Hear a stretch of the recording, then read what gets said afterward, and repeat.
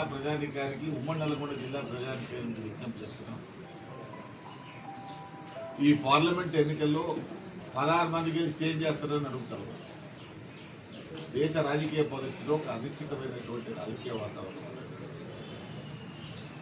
ఏ జాతీయ పార్టీకి సంపూర్ణమైన మెజారిటీ వచ్చేటువంటి అవకాశం లేదు. కాబట్టి ఖచ్చితంగా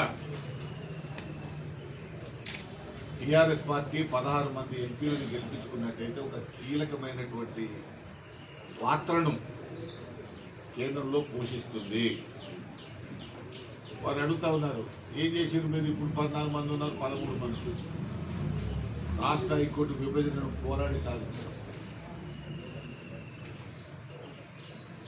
రాష్ట్ర హైకోర్టు విభజనను సంపూర్ణంగా అమలు చేయగలిగారు. చంద్రబాబు నాయుడిని అమరావతిలో ఉండేటట్టు చేయగలిగాం. ఆయన పరిపాలన అక్కడనే సక్రమంగా ఉండేటట్టు చేయగలిగాం.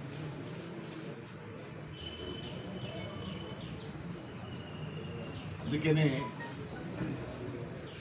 ఎప్పుడు కూడా తెలంగాణ రాష్ట్ర అభివృద్ధిని ఆకాంక్షిస్తూనే ముందుకు పోతున్నటువంటి కేసీఆర్ నాయకత్వంలో కానీ రాష్ట్ర పార్టీ కార్యనిర్వాహక అధ్యక్షుడు, సమర్థవంతుడు, పార్టీ నిర్మాణానికి ఆదేశం కృషి చేస్తున్నటువంటి కేటీఆర్ నాయకత్వం కానీ యువ నాయకత్వం కూడా రాజకీయాలనే మాట్లాడాలి తప్ప వ్యక్తిగతమైనటువంటి విమర్శలు పోవాల్సినటువంటి అవసరం లేదు. ఇంకో ఆయన గోల్గీ ట్రాన్స్ఫర్ అయ్యి నల్గొండ రాజగోపాల్ రెడ్డి గారు ఏం మాట్లాడుతున్నారు? ఆయన అన్న గెలవకపోతే రాజీనామా చేస్తాం.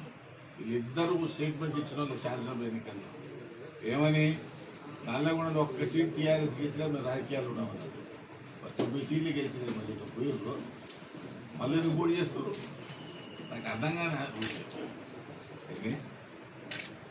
పాపం ఉత్తమ్ కుమార్ రెడ్డి గారు కూడా ఆలోచన చేయాలి. చెల్లని రూపాయి ఏదైతే ఆయన అన్నాడో, ఇప్పుడు ఆయన ఇచ్చిన 16 మంది టికెట్లలో సగం అందరూ ఓడిపోయిన ఎమ్మెల్యేలే. గెలిచిన ఎమ్మెల్యేని ఒక్కడే పోటీ చేసేది. మిగతా వాళ్ళంతా ఘోర పరాజయం చెందినటువంటి వాళ్ళే. ఎవ్వరు కూడా గెలిచినటువంటి వాళ్ళు లేరు. ఈయన కూడా సాగు తప్పి కన్నులోట పోయింది. ఆ ట్రక్ చేయబట్టి బయటపడ్డాడు. కాబట్టి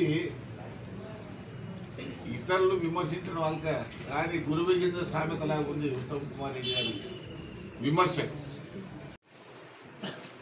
వాళ్ళని కాపాడుకోలేనటువంటి దుస్థితిలో ఉన్నటువంటి పిసిసి అధ్యక్షుడు ఇవాళ టీఆర్ఎస్ అభ్యర్థుల మీదనో టీఆర్ఎస్ పార్టీ మీదనో విమర్శించడం అర్థరహితమైనటువంటిది. తప్పనిసరిగా ఉత్తమ్ కుమార్ రెడ్డి గారు ఘోర పరాజయాన్ని ఈ పార్లమెంట్ ఎన్నికల్లో చవి చూడబోతున్నారు.